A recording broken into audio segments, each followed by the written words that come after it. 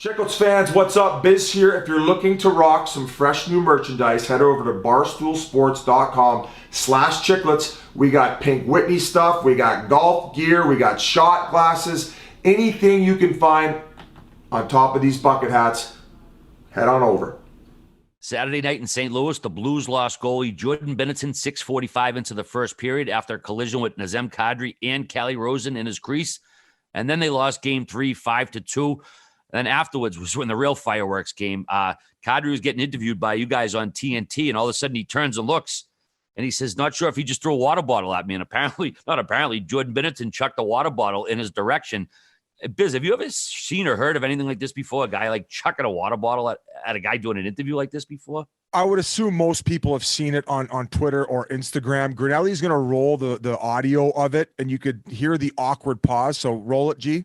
I'm sure you're going to get asked about this maybe once or twice over the next few days. So just take us through the collision with Jordan-Binnington from your point of view. What happened on that play? Just a loose puck. I just tried to get my stick in there and,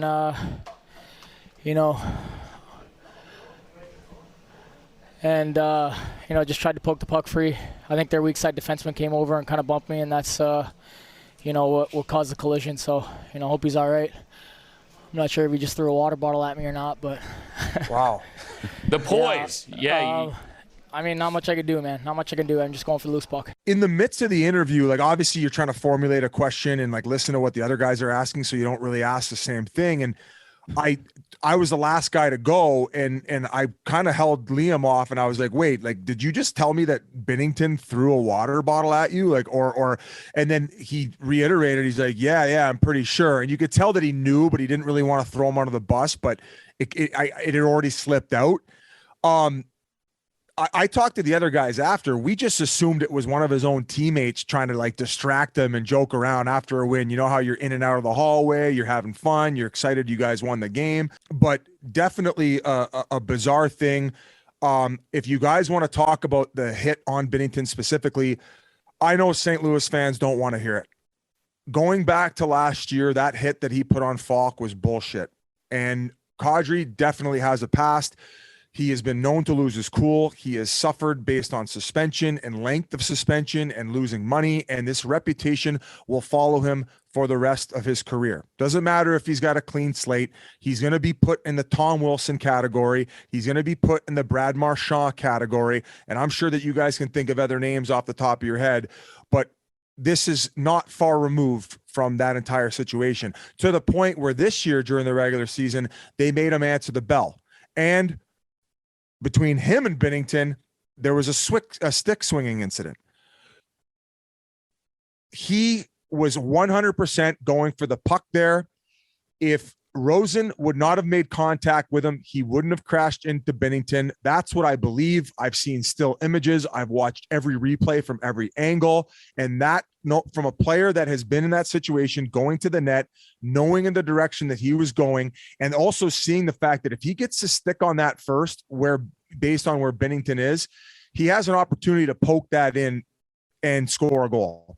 The result, horrific, because this completely changes everything for the St. Louis Blues, because after watching Binnington, not only at the end of the first round when he came in or towards the middle and the end, and then in the first 2 and some odd games in this round, he was back to Binnington when they went on their cup run.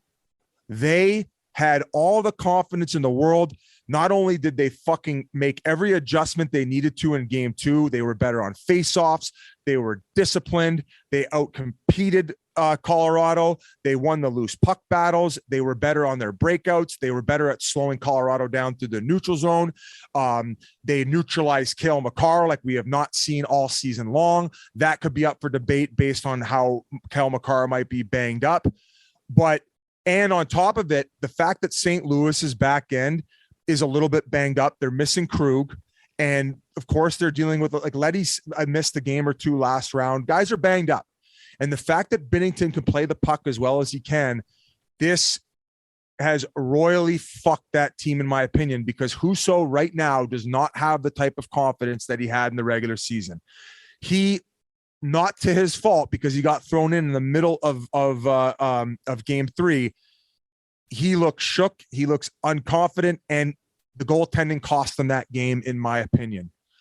When he got up and he went the one way to test it out, he looked all right. But then when he shimmied over to the right, you could tell his either hip or right knee was not doing well. You could tell right away, too. Right away. And you could feel the energy leave the building as he went off the ice. Now, credit to the St. Louis Blues fans, because as soon as Husso came on, they did everything they could in order to try to give him confidence. They all stood up. They all cheered him on.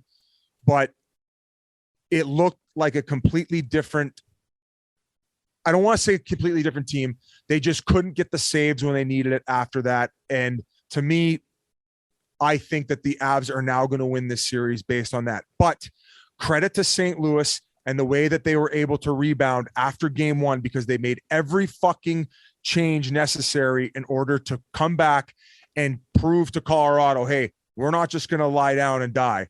We're going to come compete, and we're going to fucking try to run you fuckers through the board. And this, to me, is the most competitive, man-like series as far as physicality. I hope I did a good enough breakdown. I love St. Louis. I love the fans. I'm sorry I don't agree with you guys. And last thing I will say is there has been a few incidences where burner accounts and stuff have said some pretty nasty shit, racist stuff to Nazem Kadri online. That shit, fuck off. It's rubbish. It's bullshit. There's no need for it. It's gross. He should not have to deal with that. If you don't like him as a player and you think that he's dirty, it's one thing.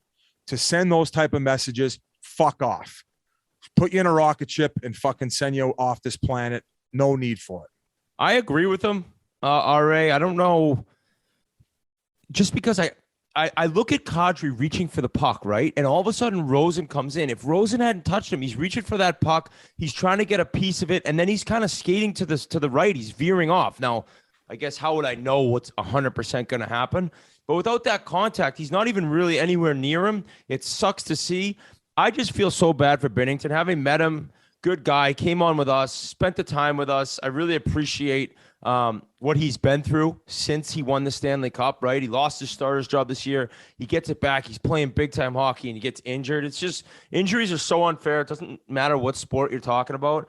But for a guy that was playing that well and had this huge game 2 victory, they get out to a lead in game 3 and boom, this happens. It's just such shit luck for somebody who's kind of gone through a lot. So I really feel bad for him, but I'm kind of with Biz.